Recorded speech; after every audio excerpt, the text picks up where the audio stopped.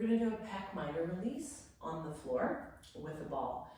So I like to use the ball in the bag on as much bare skin as I can because it gets more of that fascial release, takes the skin with it, and you get more of that actual tissue change in the connective tissue. So you're not just on muscle trigger points, you're also on fascia and even the subcutaneous skin.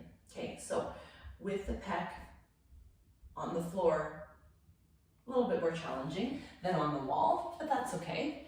We're gonna find, depending on your level of comfort, you're gonna find that Pec Minor, right? Usually up into the front of the shoulder, and depends on how easy it is to access the Pec Minor in the origin, because if it's down into the pec and have large breast tissue, then you won't get to it. So I'm always gonna go up into the trigger point on the shoulder, okay? I'm gonna relax my head as much as possible. If you do have a bigger chest, you can put a pillow or a yoga block here as well to keep your head at neutral, because this isn't neutral and this isn't neutral. So you really wanna find that comfortable spot.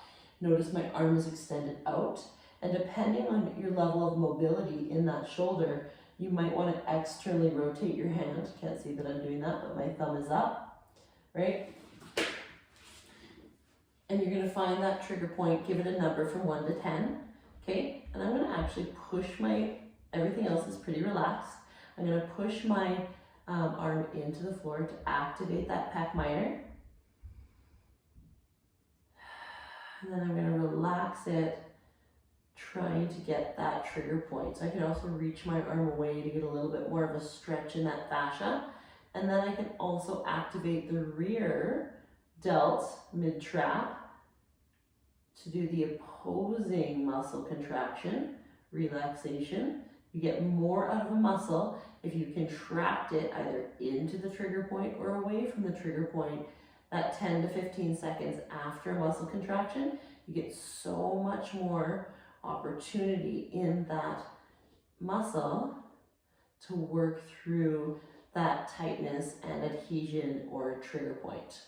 So again, 2 minutes or until you feel that significant number drop. You're only assessing. You can even put your head straight down here. I like to put a cloth underneath or my hand.